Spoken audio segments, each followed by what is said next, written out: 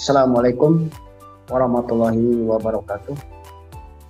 Jumpa lagi anak-anak dengan Bapak di ruang belajar IPS kelas 8.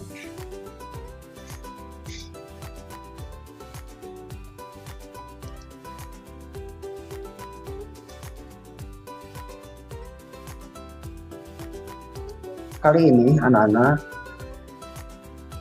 Bapak akan menjelaskan tentang faktor pendorong dan penghambat kerjasama.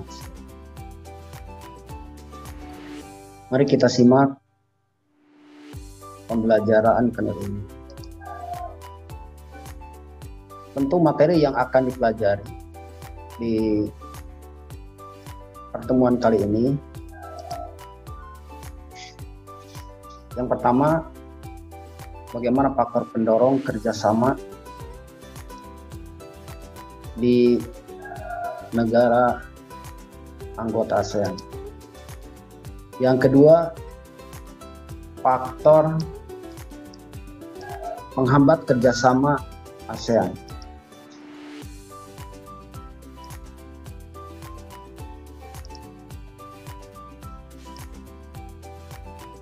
Anakku sekalian, faktor pendorong terbentuknya kerjasama antara negara-negara ASEAN ada dua. Yang pertama, kesamaan dan perbedaan sumber daya alam. Nah, kesamaan sumber daya alam antara beberapa negara dapat mendorong terbentuknya kerjasama. Perbedaan sumber daya pangan di setiap negara-negara ASEAN menghasilkan kerjasama. Contohnya, Indonesia mengekspor hasil pertanian ke Singapura. Indonesia juga mengimpor beras dari Myanmar dan Thailand untuk memenuhi kebutuhan. Yang kedua, kesamaan dan perbedaan wilayah secara geografis. Tentu kesamaan dan perbedaan wilayah kondisi geografis karena ada kesamaan letak geografis. Beberapa negara di suatu kawasan umumnya mengadakan kerjasama untuk menjaga stabilitas dan keamanan negara. Contohnya negara-negara yang terletak di Asia Tenggara membentuk kerjasama melalui organisasi ASEAN.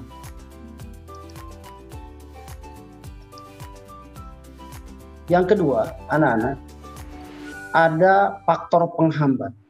Tentu dalam faktor penghambat ini ada 4 yang bisa menghambat terbentuknya kerjasama antar negara-negara ASEAN. Mari kita lihat. Nah, yang pertama adalah perbedaan ideologi. Faktanya, saat ini hampir tidak ada negara ASEAN yang menutupi diri dari kerjasama antar negara ASEAN. Tetapi ada perbedaan ideologi di antara negara-negara anggota ASEAN. Inilah yang bisa menyebabkan menghambat kerjasama. Yang kedua, ada konflik dan peperangan.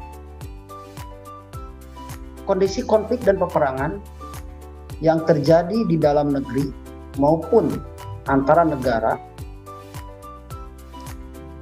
dapat mengganggu stabilitas suatu negara sehingga akan menghambat kerjasama antar negara-negara ASEAN. Yang ketiga, anak-anak, adalah kebijakan protektif.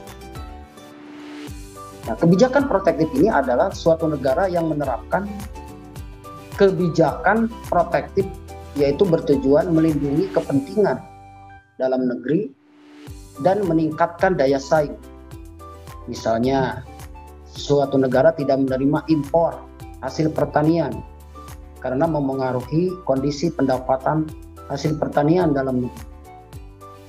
Kemudian, yang keempat, anak-anak, ada perbedaan kepentingan tiap-tiap negara, yaitu misalnya kerjasama dibutuhkan bagi perkembangan dan masa depan negara di dunia.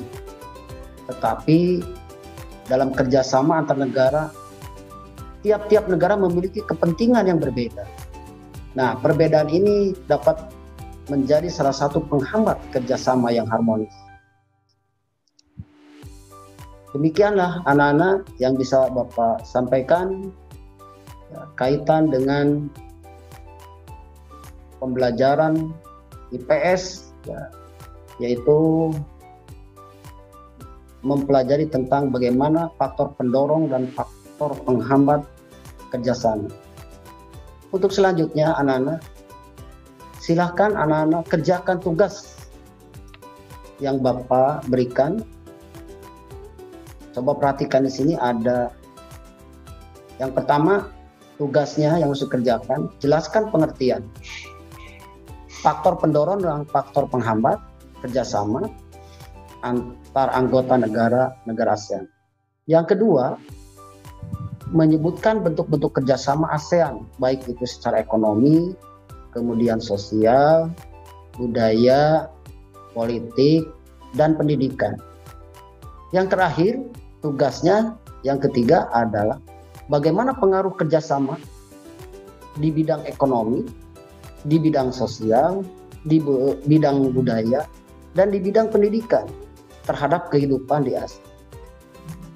Itulah anak-anak tugas yang harus dikerjakan kali ini. Silahkan kerjakan dengan benar sehingga kalian nanti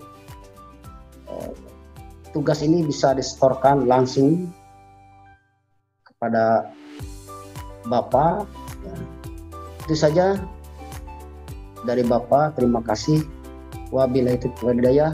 Wassalamualaikum warahmatullahi wabarakatuh.